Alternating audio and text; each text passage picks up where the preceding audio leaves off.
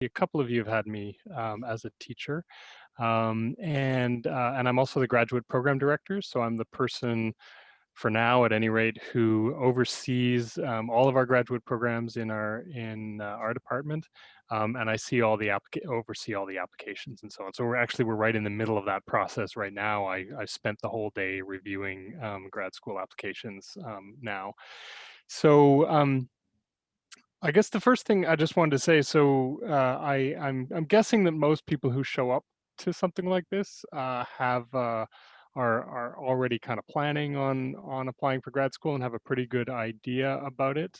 Um, but just to be really clear, yeah, there's quite a big difference between undergraduate and a master's degree, and certainly a PhD, and it's worth kind of keeping those things in mind. So some people, and I kind of include myself in this as someone who obviously is still in university at age 40, whatever I am, and part of what happens is that you're sort of in your undergrad and you're about to finish it, you don't know what to do with yourself, and so you decide to continue in grad school, and that's okay.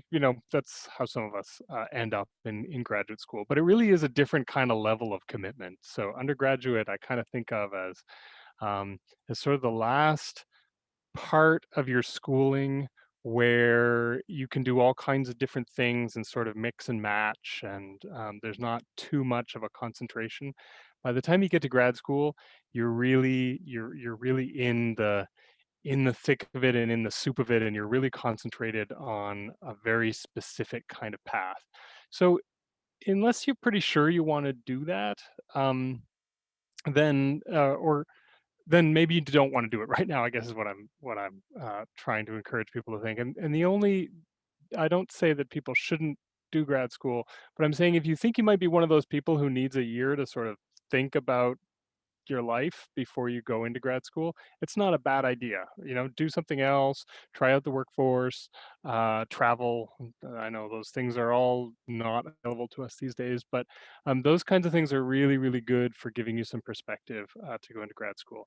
Because what happens is, as soon as you get into your master's degree, you start to focus in on a particular kind of project. It happens relatively quickly, and then from then on you start to really become kind of hyper specialized in your field, and so it takes a certain amount of comfort level with that you want to make sure you have, and you want to make sure you're ready for. um, so that's, on the one hand, that's sort of the little piece of skepticism and the little warning that I'd give people. On the other hand, grad school is like the funnest thing ever. It really is, for people who like schooling.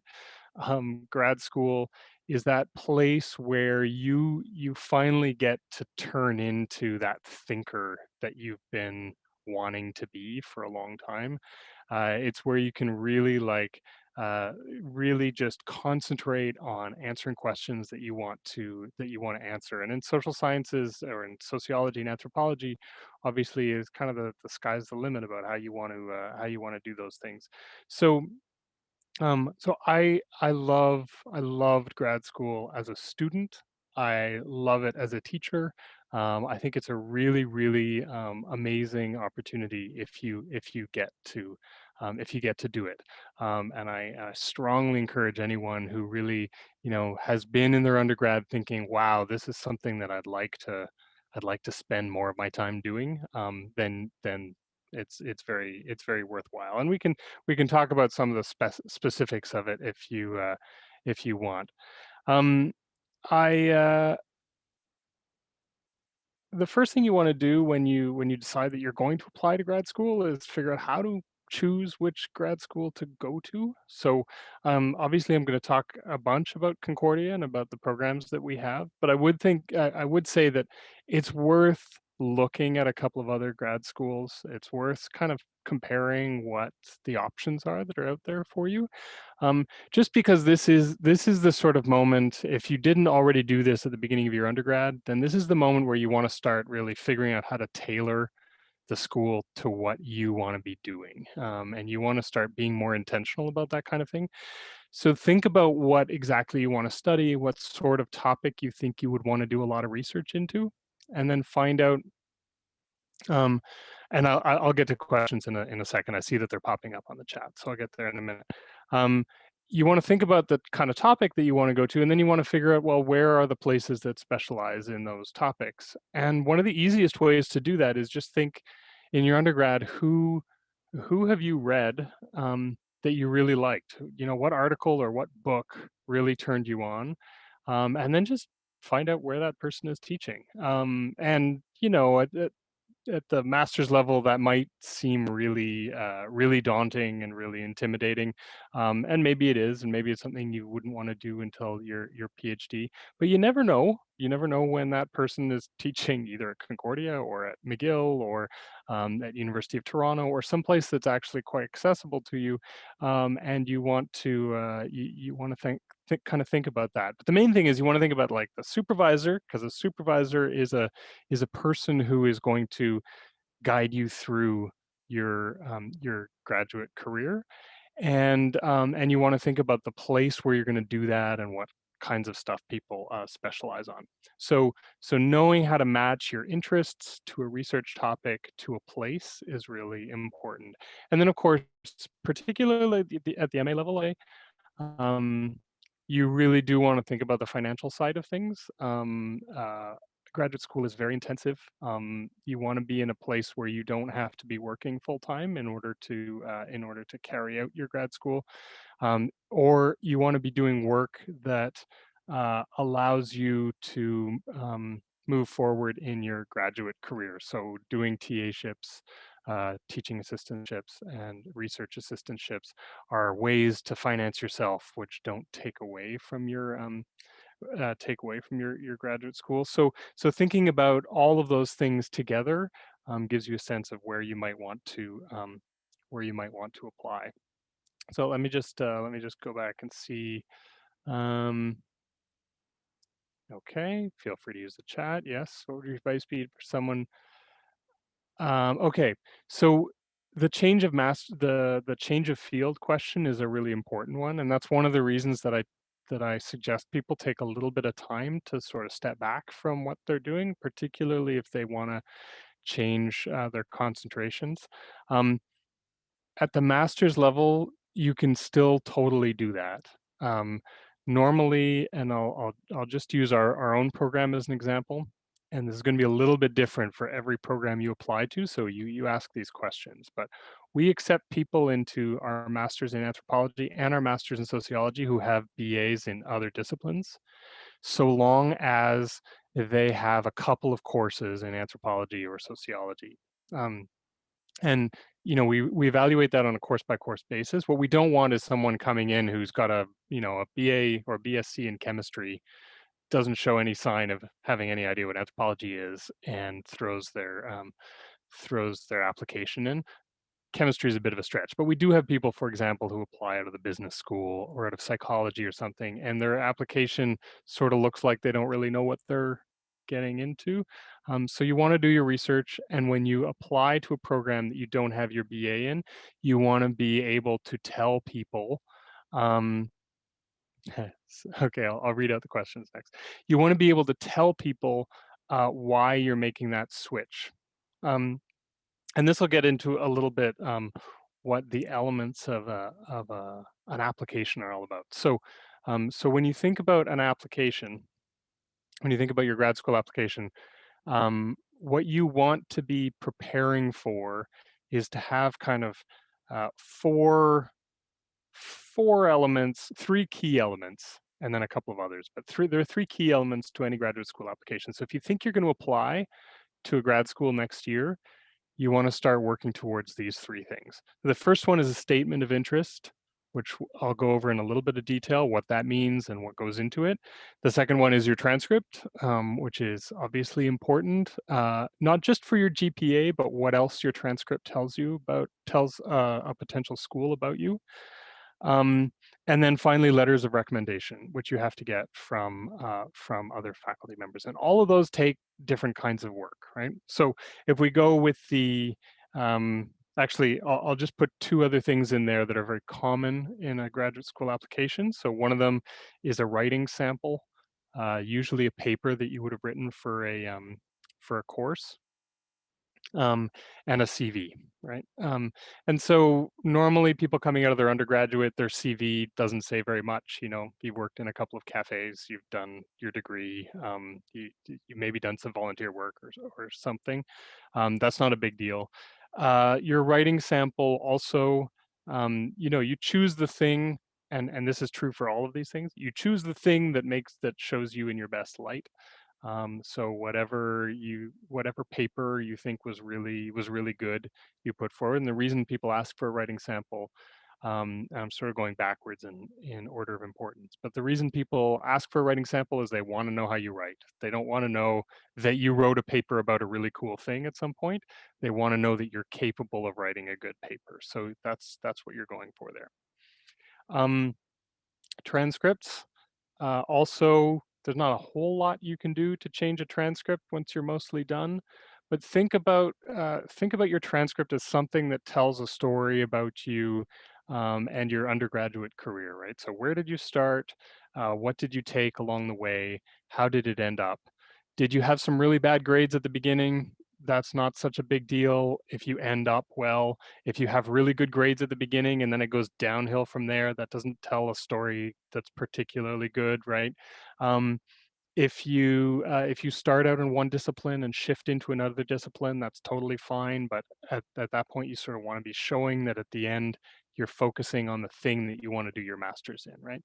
And either way, even if your transcript is a mess, and trust me, I've seen lots of applications where people's transcripts are messes, there are ways to explain that, right? The trick is to sort of be aware of your transcript and to think about what it is that someone is going to see when they read your transcript and then try to speak to it, in your letter.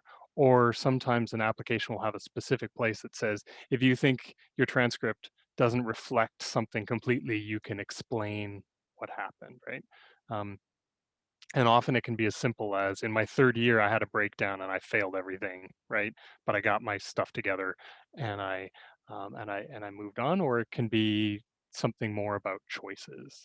I know in my undergrad I switched discipline 3 times. And one of those disciplines I kind of messed up a little bit along the way. And so I always had this little explanation as to what was going on there. But in the end, sort of the GPA from your last 2 years is probably the thing that has the most weight. If people don't know who you are, obviously, um, that number is going to have a lot of weight in the decision that they have about, you coming into a program. So if your GPA is really low, and by really low I mean somewhere in the low threes. So 3.1 to 3.3 or something. That's the kind of marginal zone where a school like ours will consider your application, but will consider it not a very strong application. um, that's where you want to kind of figure out what your story is about what's going on there and why that should be considered a bit differently. So that's transcripts. Then we'll go to letters of recommendation, then finally we'll get to the statement. So letters of recommendation, schools will either ask for 2 or 3 of these. And they're really important. So they're, first of all, they're really important, and second of all, people put a lot of work into writing them. So it's worth knowing that when you ask someone to write you a letter of recommendation, it's a fairly big ask. So some of us write a lot of these, and there's certain points of the year when I'll have just a list of 20 of these that I have to write, and if I spend an hour on each one of them, that's half my week spent, writing letters of recommendation.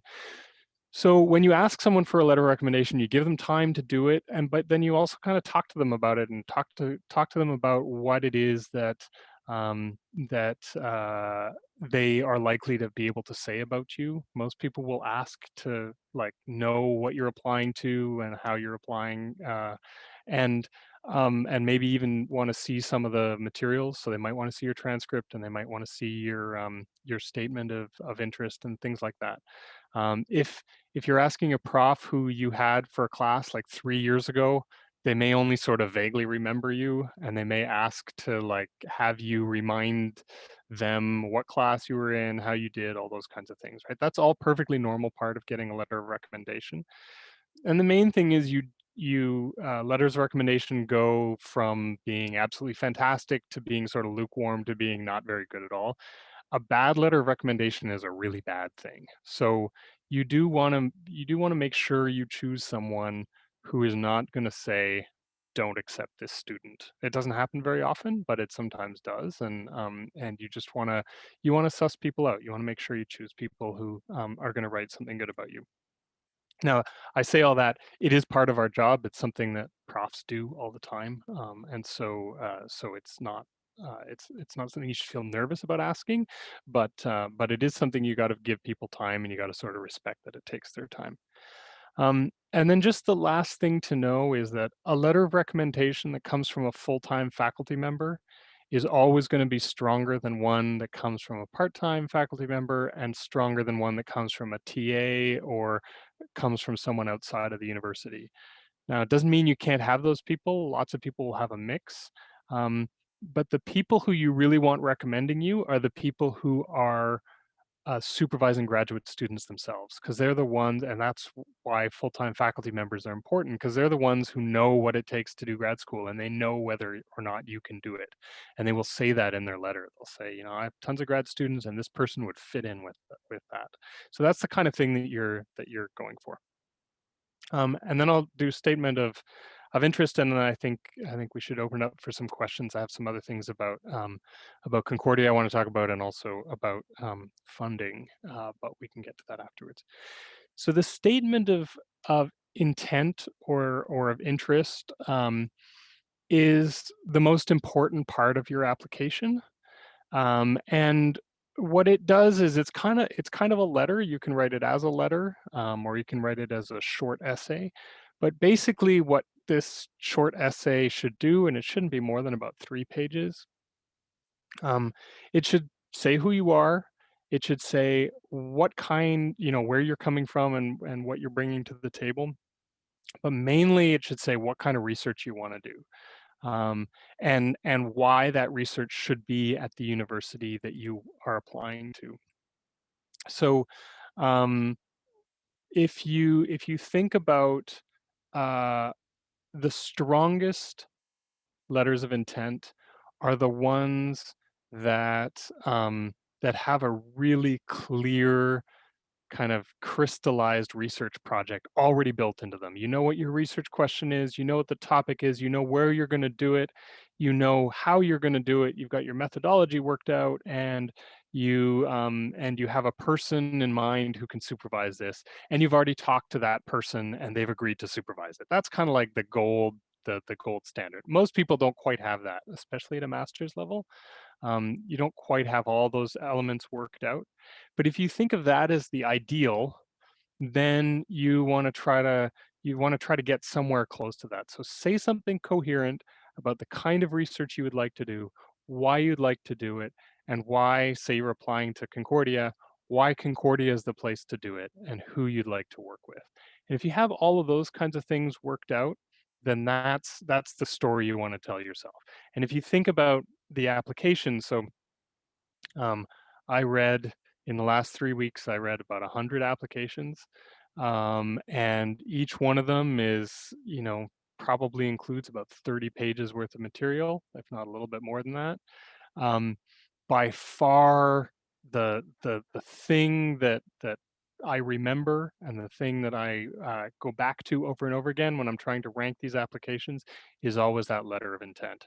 So you really want to kind of spend your time on shaping that, getting someone to read it, telling you if it makes sense, getting the grammatical errors out of it. All those kinds of things are just really important for that.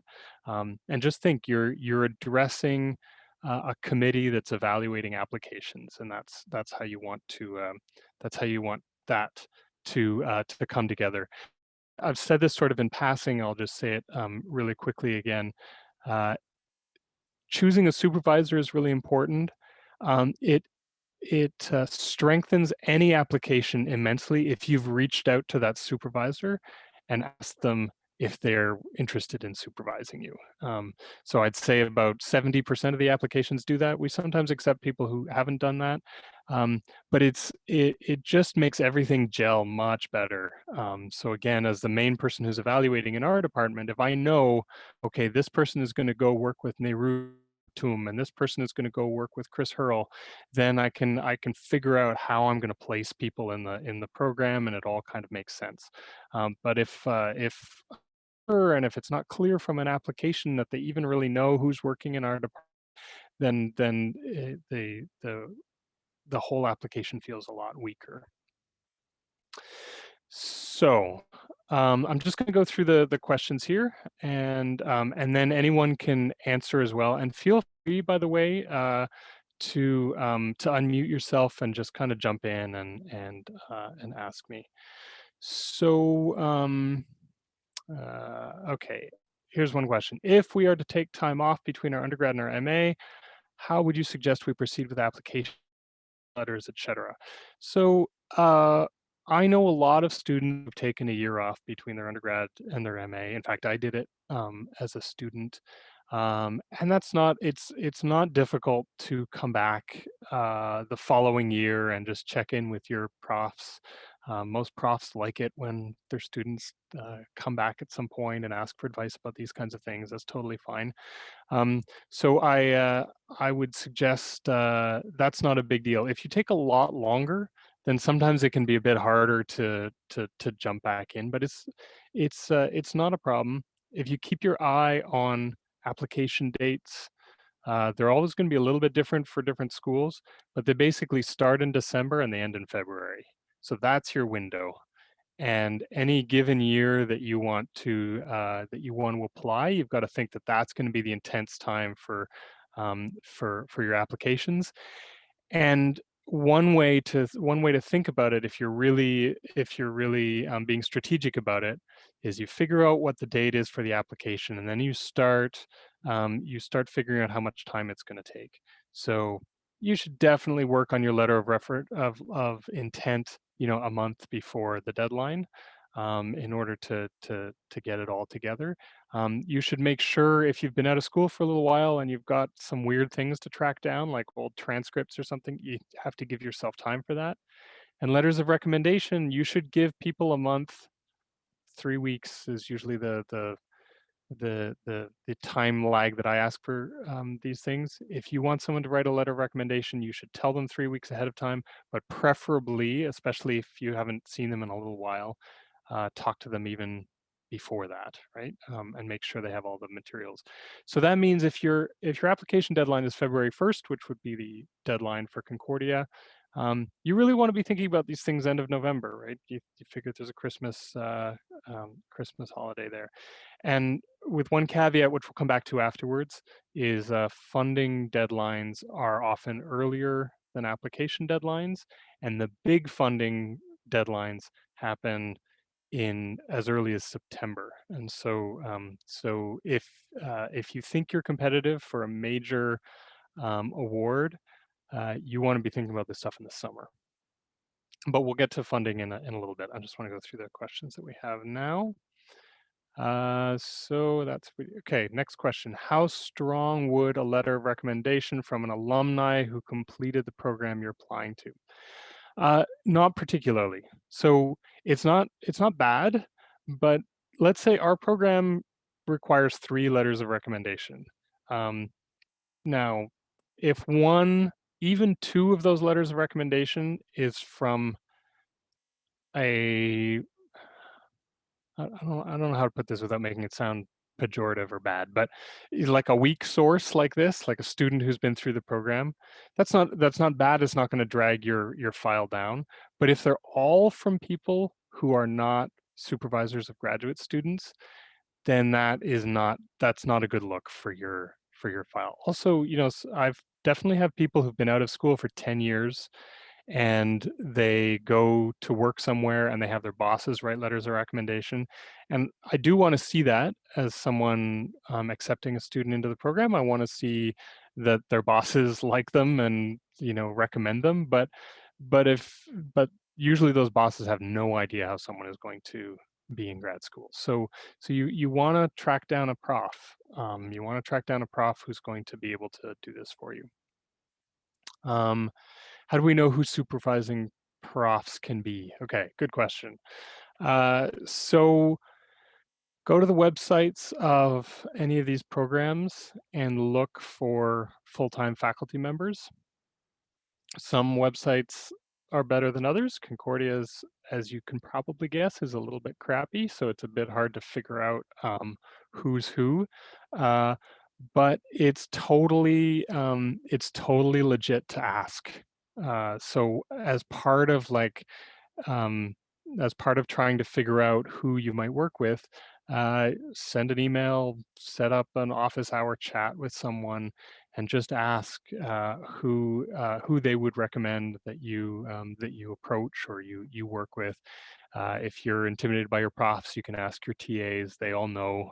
At grad school, this real big separation happens instantly. So I know as undergrads, it's really hard to tell the difference between full-time faculty members and these part-time folks who maybe just teach one class every couple of years, or even grad students who are teaching a class here and there. But once you get to grad school, that distinction becomes a lot more important, and so you can just ask around, and that's totally fine. Next question, how do we ask professors to be referees, or rather, what are no-nos when it comes to approaching professors? It's a good question as well. Like anything, you just need to respect that you're asking for something, right? That's all. People do this all the time. You can ask anyone for a letter. You should, to the extent that it's possible, ask people who know you. If you can't ask people who know you, and this happens, you can say very clearly, like, for whatever reason, we've been in COVID land. I haven't gotten to know any of my profs as well as I would like, but I liked your class and I did pretty well in it. Would you consider writing me a letter of recommendation? Someone asked me that a couple of months ago, and it was a nice letter, and I totally did it for them. So uh, so there's no real wrong way. Just as with anything, try to be respectful, and as you probably know, there's some profs that are more into having their authority recognized than others, and so playing it safe and being sort of formal and all those kinds of things is always the best way to do things. If oh And it's also legit to ask the question, if you were to write me a letter of recommendation, would it be a good letter of recommendation? So not not a lot of people ask me that directly, but if I know that I'd write someone a bad letter of recommendation, I tell them no. I just don't write bad letters of recommendation, and I'll just say I can't do it. But there are profs out there who have a different kind of approach than I do, and so you might want to say that. Do you think you could write me a good letter of recommendation? Okay, next question. So if you are applying to work under a specific prof, does a letter of recommendation from that same prof still count? Absolutely, it does. And in fact, that's pretty common. So that, I think, does the tour of the questions we've got here. And of course, some of these things are going to change a little bit if you're applying to the university that you're already at versus one that's quite far away where you don't know people. Then you sort of approach it as, I'm asking people I know to recommend me to this other place. But if you are applying to grad school at Concordia, in some ways, the job is a little bit easier because you already know people, they know you a little bit. There's no rule about it, but in some ways, you have a bit of a leg up in the application process because, of course, we want our undergrads to do well, and so we're all kind of looking out for you in that kind of way. Okay, a couple little questions that came in. Is it better to have a letter of recommendation from a member of Sociology Anthropology department, or can it be from a prof from our minor? Absolutely, it can be a prof from your minor. again, one of the things, so I'll just sort of talk about um, the ideal application. If you're an anthropology major and you want to continue in anthropology, then one of the things you want to show that as an anthropology student, you got to know your anthropology profs, right? So if you took a whole bunch of anthropology profs, but then you can only get letters of recommendation from history, then I, as an evaluator, might look at that and go, huh, I wonder, that seems a little funny. Why can't they get a letter of recommendation from anthropology? Why would they then want to be in our program, right? Again, that's not like that's not a terrible thing. It's just one of those little things where you might go, oh, yeah, no, I want to show my competence in anthropology, so I'm going to put my as many of my good feet forward as I can in that sense, depending on how many feet you have. Okay, I'm seeing a whole bunch of questions come in again. Yeah, just keep them coming, I guess. Is it better? Okay. How can you do grad school for free very cheaply? Um, Hi, Anna. I will come back to that question because I want to talk about funding in a larger sort of segment. Okay, Yannick asks, I might be a bit lost here, but is it possible to get into a master's degree without doing research? For example, in order to have master's degree, in order to have knowledge to become a teacher? Yes, good question. So what you will find at Concordia and at some other schools as well is that there are kind of two tiers to the master's programs. Um, Here we call them, I should know this, we keep changing the names of them, but it's either a master's with thesis or a master's without thesis. Sometimes it's called a master's with essay instead of thesis.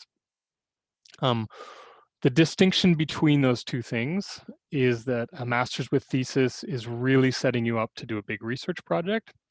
A master's with an essay, usually you take more classes. You take sort of a larger variety of classes. But then at the end, instead of doing primary research, you'll do like bibliographic research. You'll do sort of a kind of a term paper, but a really, really big ass term paper, if you can imagine that. So, so it still counts for a lot. It's still like the equivalent of a full course credit is this one paper that you do at the end.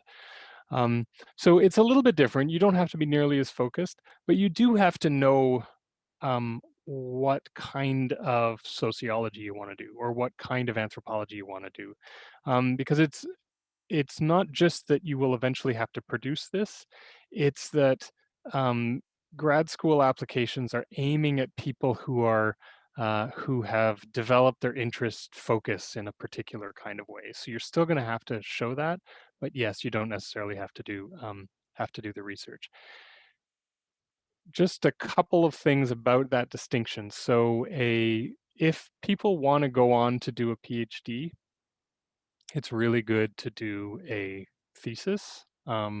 It's kind of where you show that you can do research. It's like a mini PhD research project, and it allows you to really like hone your skills in researching.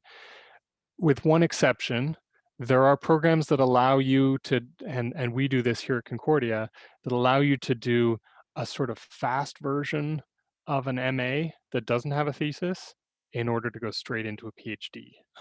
So thinking about these different permutations and being really clear about what different schools offer is worth checking out.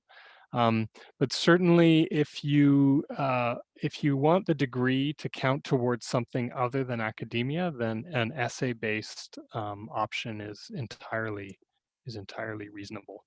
Okay, that was Yannick. Yulia, you mentioned that we would have some explaining to do for some outlier grades. Is that in our statement of interest or are we contacted? So it depends a little bit on where you're applying. At Concordia, we have a special place where you can do that in the application. So it's not in your letter of intent, but there's another, you can I actually can't remember what this looks like right now, but I think it's you append another document that says, you know, this happened. I had I gave birth to triplets in my third year and got a bunch of C's as a result, right? Something like that um, is worth putting in there. Um, and you see all kinds of stuff in there. Like I remember my really bad undergraduate grade was because I had a personality conflict with the prof. You know, it doesn't look great, but at least I could say, look, I had this really good record, but this thing happened with this professor, and it just you know, it's there, and it was there for a while. So that would be the place to do it. In other places, if you don't have a specific place to mention this, you can say something in your letter of intent about it. Um, I want to underline that the letter of intent is like, there's part of it that's backwards looking. So it's like, this is who I am, this is where I come from. But the main thing is it's about intent, right? It's about what you want to do going forward. So you don't want to spend a lot of time in your letter of intent kind of rehashing the past. You want to say, okay, this is what I got, but this is what I want to do with it. This is why I want to go to the school. This is where I see myself, you know, making a contribution, that kind of thing. Um, Shijin, thank you. Says thesis essay is the distinction here, um, and is that I hope that's clear to people. So the distinction is between thesis, which is really primary research, and essay, which is usually secondary research. There can be some overlap in between what we think of that, and if we want to get into those kinds of details later, we can. But mainly, you should be um, reading what the programs offer and talking to people about it. So, what are some of the things you love reading in a statement of intent? How do your favorite ones thus far set themselves apart? That's a great question. So I'll tell you. Um, the main thing I've already mentioned this, but the main thing is really someone who has a focus in mind. I read a lot of them that don't really have a clear focus, and it's so when one of them comes out that's kind of that sparkles with focus, for lack of a better word. I really like that. Obviously, I really like stuff that feels original. So I'll just give an example, and this is, you know, you can take this in different ways, but a lot of applications at the MA level um, are interested in questions of identity that relate back to the person making the application, right? There's nothing wrong with that, but they do sometimes get a little bit repetitive. So you hear a lot of people trying to unpack something that is about their own experience of living in Quebec, for example, and so when and so that would be the first thing. That's sort of the topic. And then the second thing is the methods. People are like, I'm going to talk about discourses and I'm going to, you know, look at some gray literature about this stuff. That's totally fine. But it's kind of this sort of mushy middle that that you see in a lot of applications. The ones that are like, I'm going to make a crazy three-dimensional film about ping pong players on boats. You're like, wow, okay. I have no idea why you'd be interested in that, but I love the fact that you're like all in on this thing, right? And so I guess I would just say um, the lesson of that is whatever your thing is, just let it shine, right? Don't try to go for the thing that you think is going to sell your application. Just go for the thing that you're interested in. And maybe this is an overall rule for grad school in general. one of the things that you find that people find, one of the shocks of grad school is that you suddenly have a lot of independence. And a lot of independence is a lovely thing. It's also a terrifying thing. You know, you stop having deadlines, you stop having a lot of guidance in what you're doing. People are like, well, sure, go and do your thing. It's fine, right? And for a lot of people, and I mean a lot, like this isn't just sort of outliers, for a lot of people, that's a completely paralyzing experience and you're not sure what to do anymore, right? And the best thing that can get you through that is that you're doing something that you love to do, that you're trying to find out something that you genuinely want to try to find out. So that's that's the like for me that's the secret sauce of grad school, and you can sometimes see that. You can often see that in letters of intent. You can see that someone is really into that, and they might come and you might say, "Do you really want to do ping pong players on boats?" And they're like, "Well, no, actually, I got kind of into, lumberjack music or whatever it is, right?" And that's cool. And people change their ideas and things move around, right?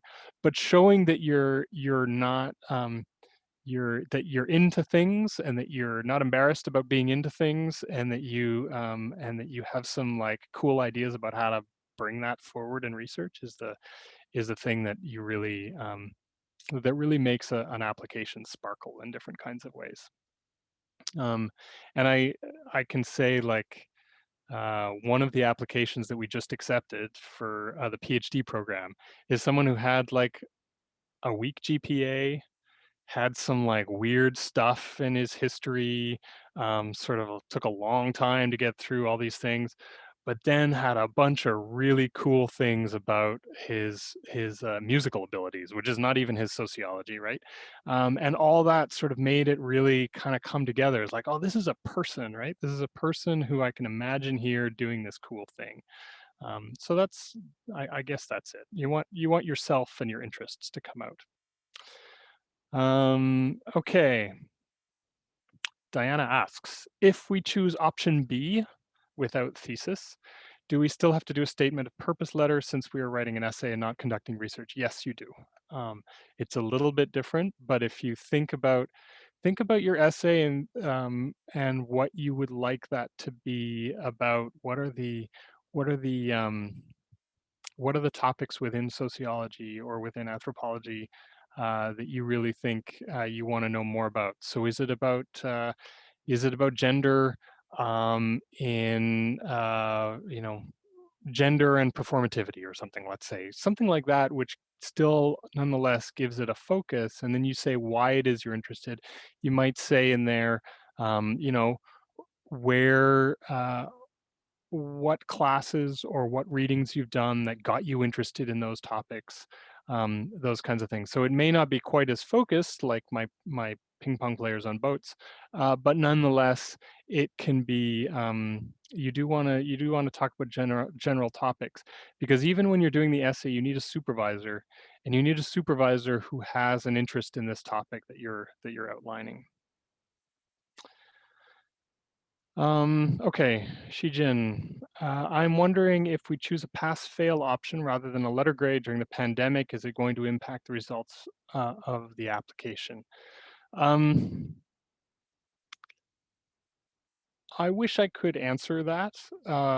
I, um, I know it's not going to impact the way that I read applications, but because this is kind of a new frontier, it's not clear to me. It may have an impact in other places, and it may in general. I mean, at the best of times, a pass fail is not as good as an A or an A plus. I think that's pretty clear.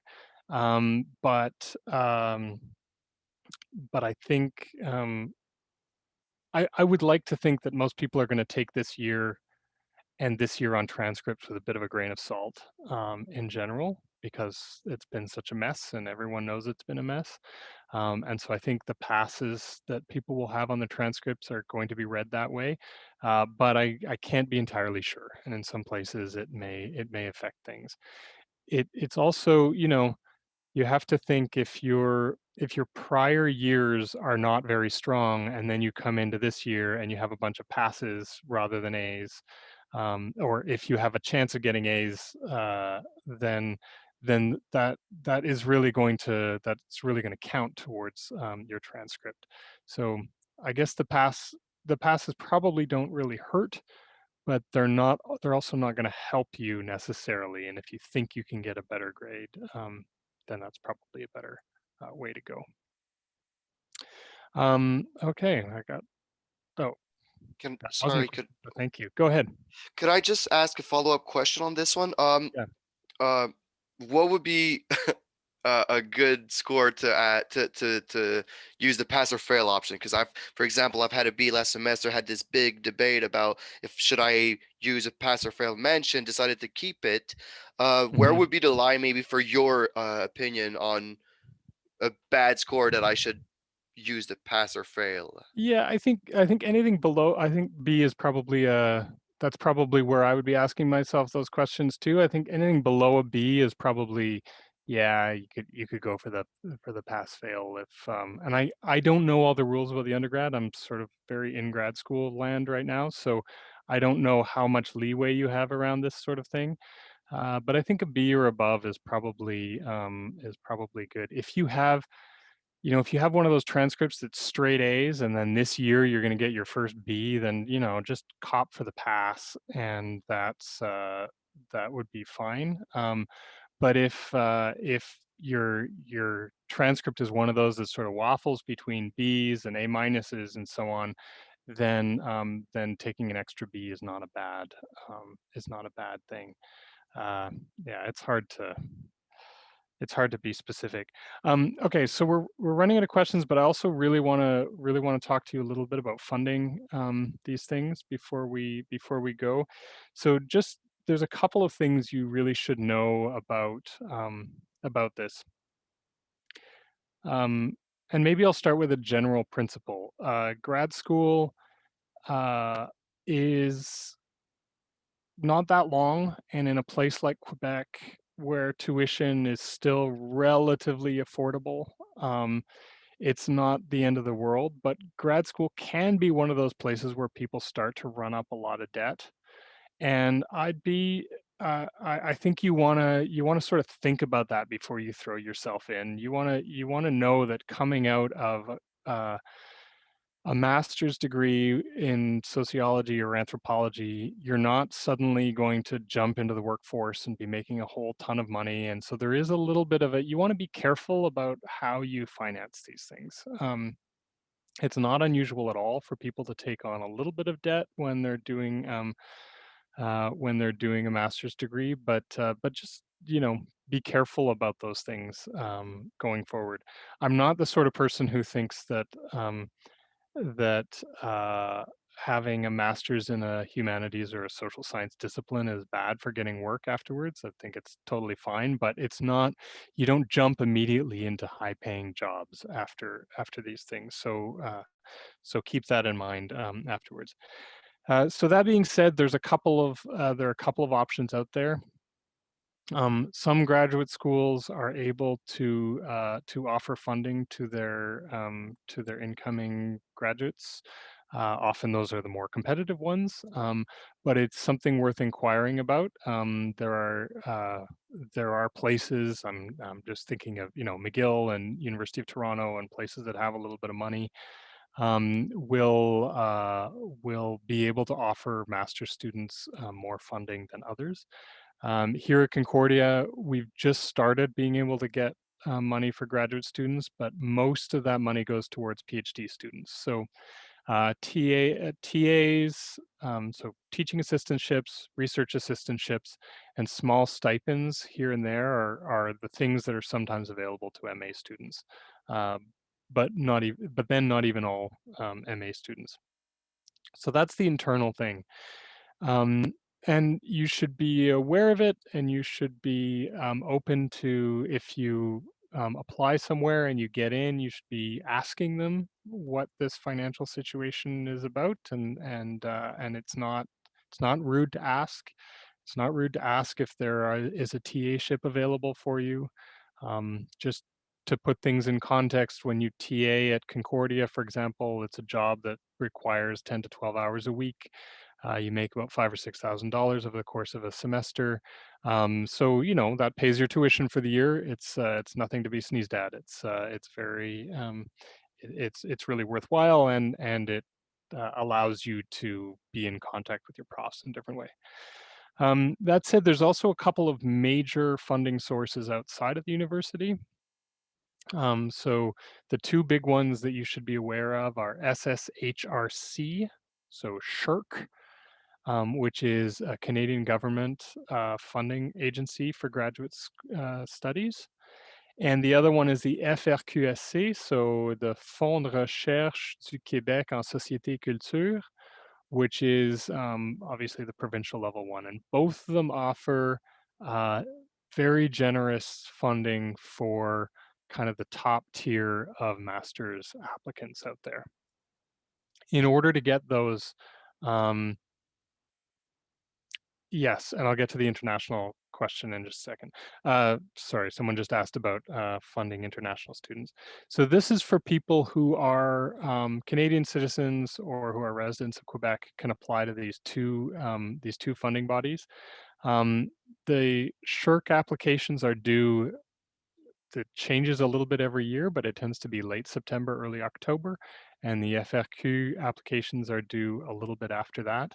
And they're hard because they're very competitive. So on the one hand, you already have to have a pretty good transcript. You have to have letters of recommendation for these things. And you have to, in those cases, your letter of intent really is a project. You have to be able to write out a research project that you're interested in. Actually, the other thing to know is that these are only available for people doing thesis options, not essay options. So my strongest advice to people is, if you want to apply for these, again, you have to apply in the fall. You don't find out until March or April, and then the money is available to you the following year. And it's a lot of money. It's good. It it's like having a job for the time that you're in grad school. I would say you really want to start thinking about this in the midsummer, kind of at the latest. And even then, because it's useful to talk to your profs about your projects and sort of think about what you might want to be doing, and throw some drafts back and forth with people. You might want to think about it earlier, just because the summer is such a black hole for activity at the university. As long as I am graduate program director, I hold workshops for these in August. If people are interested in them, I send I will send out some notifications to people, but I'm not sure it'll go out to the whole undergraduate body. So if it's something that you're interested in, you're totally welcome to write to me in June or July and say, I want to do this. Can you put me on your list of invitees? And then you could come in and we would workshop applications for these things. But even if you don't get them, they're worthwhile doing. It looks good on your application to grad school afterwards if you've applied for funding before. And usually it also means, because you got started earlier, your ideas are a little bit better formed. So everything kind of looks stronger. And I can say this from the master's applications that I just looked at. I know the ones that applied for SHIRKs and FRQs ahead of time. With a couple of exceptions, those ones have all sort of floated to the top. Whether they get those applications or not, they're definitely ones that are thoughtful and they've sort of thought through them. So it's very worth trying to do that. And you can find the information about them on the web pages of the granting agencies. And I'm just, because I know they're very funny acronyms, I'm just going to put them in the chat right now, so you know where to look for those things. All right. So for international students, the rules change constantly around these things. So FRQ, I believe if you are living in Quebec, even if you are not a resident or not a citizen, you can apply for them. Shirks, I'm not sure what the rule is. Sometimes you can't apply. Oh, and this is the other thing to know about them. So if you're doing a 2-year master's program, you can apply for them before your first year. But if you don't get it, or if you don't apply for it before your first year, you can apply for it in your first year for your second year. And often students get them the second time around. And I think it's FRQ has a rule that international students can apply in their second year, but not in their first year. Um, that said, people coming from other jurisdictions, there are often other things they can apply for. So students coming from the US have US funding often. People coming from Ontario have a body that's similar to the FRQ. Can't remember what it's called right now, but that they can apply to and bring that money to Quebec. So if you're not from here or you don't have citizenship, by all means look into the place that you're coming from and see what kinds of graduate scholarships are available there. And yeah, okay. I've got a couple more questions coming in. So from Roxanne, I've heard that there's the opportunity to do a student exchange abroad during grad school. How does this work? So in some places, yes, Concordia isn't really set up to do that. Um, Now that said, for a lot of degrees, our sociology degree included, a little bit less in anthropology, um, it's easy to transfer credits from other places. So you can set these things up, and you can.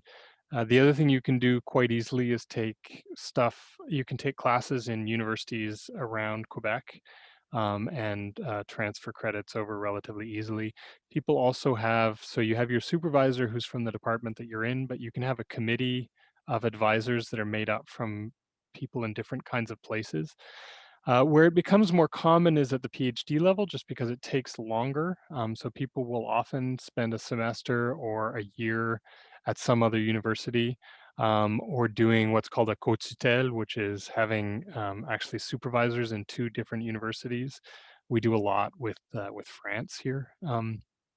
So it's really going to depend on how all these things are put together. But I would say look at the actual program you're applying to and try to see how much kind of wiggle room it has for these sorts of things, and then from there on, just ask.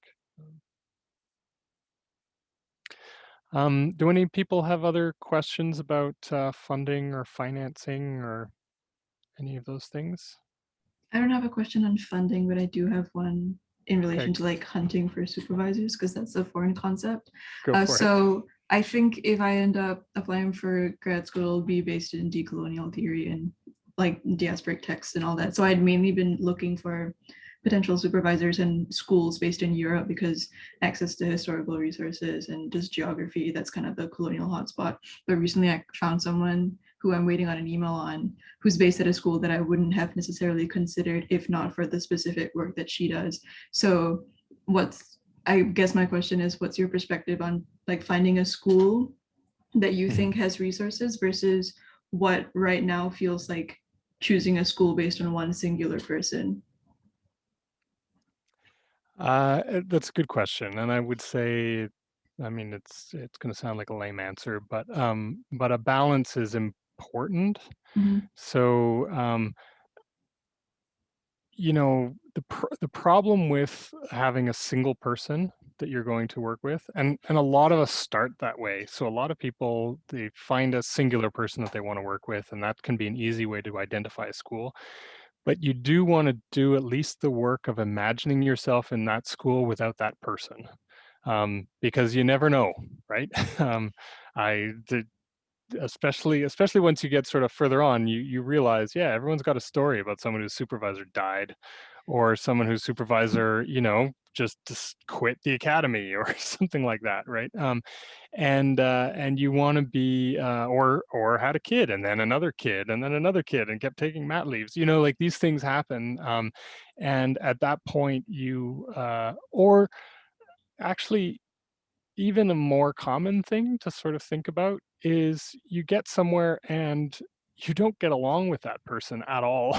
um, and you realize you know, you really like them on paper, but you don't really want to work with them in this kind of way. And at that point, you have to find another supervisor from within the place. So I would very strongly suggest the master's level, again, less important than when you go on to the PhD level, but still something to keep in mind.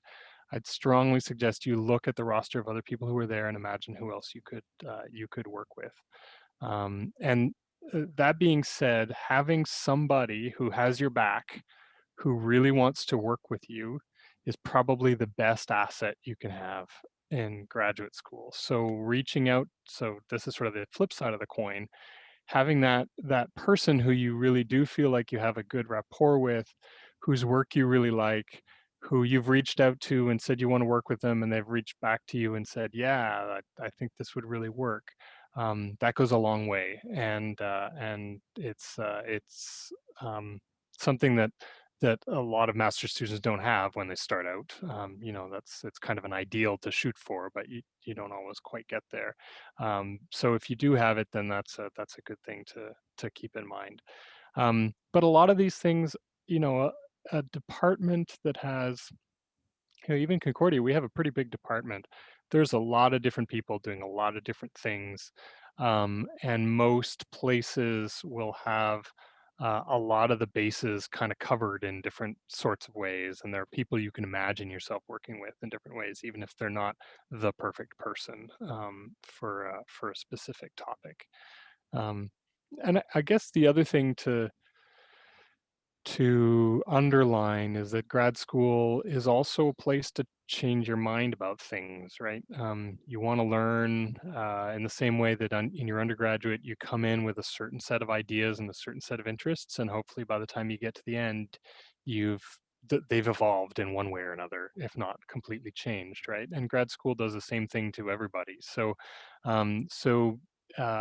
putting yourself in a situation where you're going to be exposed to different kinds of things at the same time as you think you've got your core is a really worthwhile thing to do as well.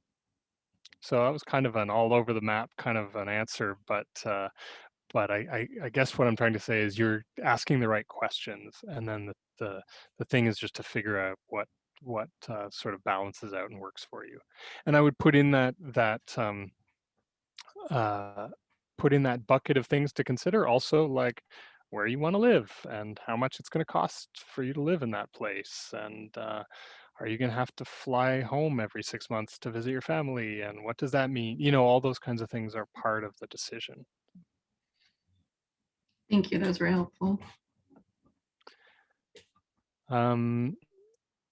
Any others? There's no other. Oh wait, hold on a second. Anna, you mentioned a program where you earn your PhD, but first rush your master's. Can you talk about this and why not would be a good option?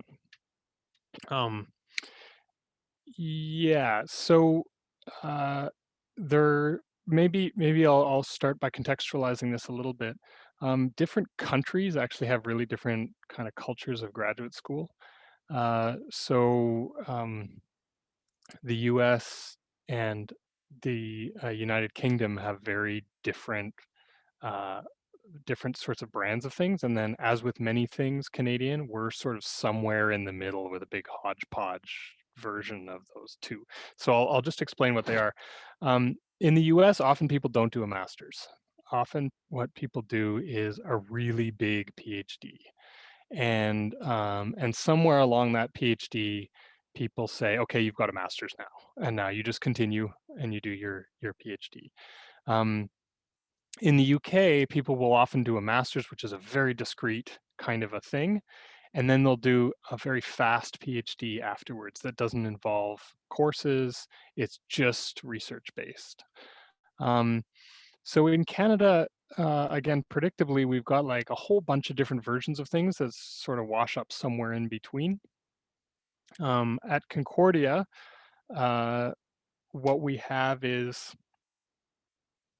a discrete master's program and a discrete PhD program, but a PhD program that's still has some courses attached to it. So it's not quite as focused as the UK version. And what we've started doing in the last few years is we have said, okay, if you want to do the essay-based MA, and in 1 year, like just do a really, really focused course-based thing with an essay at the end of it, we can fast track you, that's the technical term for it, fast track you into a PhD afterwards. Often you can ask for that ahead of time. So as you're applying to the MA, people may consider putting you on a fast track right away. They may also consider doing it in your first term. There's sort of an opportunity there. By the time you get to your second term, it's getting a little bit tricky. But I would say it's not very many people who do it, because it sort of requires you at the end of your undergrad to have a pretty clear sense of everything that you want to do going forward. But for really strong students, it's definitely there as an option. The one, so beyond having to kind of know what you're doing in order to do it, the one disadvantage is that it can often be really good and to your advantage to do an MA and a PhD at different schools. This is particularly if you see yourself going on in academia afterwards. Seeing that you've done graduate training at different places is good. Again, it gives you that sort of breadth of things. You've worked with more people. You've seen different kind of focuses in different research. So there's a lot to be said for doing a master's and a PhD at different places, particularly if you stay for your master's at the place you did your BA. So people who do all 3 of their degrees at a single university, they're, at the end of that, if you were to go into the academic job market or something, you would be competing against people who've done stuff in different universities and whose academic networks are much broader. So that's a slight disadvantage to doing the fast track option, but it's there, and it's something that you don't have to decide right away. At least the way that we set it up at Concordia, and there are other places that are kind of like this as well. It's just something to know that some programs have this as an option, something to ask about. So again, sorry, I don't think that was as specific as it could have been, but hopefully all this information is useful. We've really only done, since I've been here, the fast track option's only been available for 3 years, and I think only one person has done it so far. So it's not that common yet here. In other places, it's much more common. Any other questions?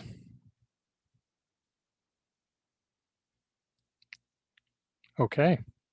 Well, that's what I had planned to get across to you. By all means, this is kind of what I do. So if anybody has any questions like this, you can get in touch with me directly. I'm happy to answer questions like this. I also hold, regular office hours if you ever want to just talk this through, or talk about some of your ideas, or ask questions especially if you're applying to our program and you want to know who you should approach about things. I'm happy to have these kinds of conversations with people. So that's it. Great, thanks, Craig. So we'll just wait for people to file out in case anybody has like a last question they want to ask specifically when there's less participants, and then afterwards we'll shut down the session. So have a good night, everybody. Thank you guys for joining us, and feel free to leave and have a great night. Good night, everyone. Thanks for coming. Thank you, Craig, for being here. This was really useful and really helpful. And I'm sure everyone else who was here found this really helpful. I took a lot of notes, so I'm very I feel a lot better and less anxious about applying for grad school now. That's the main thing, right? When you have no idea what it is that you're applying to, just knowing a little bit about it is good. So, but yeah, this is fun. So just let me know if you have any other questions along the way. Will do. Thank you so much for your time. Thank you. See you later. Bye. Have a good night. Bye. Oh. All right. That was so good. Oh my gosh. Yeah, I was really happy. Shivani, stop the recording. Oh. Ivana, keep this part recorded.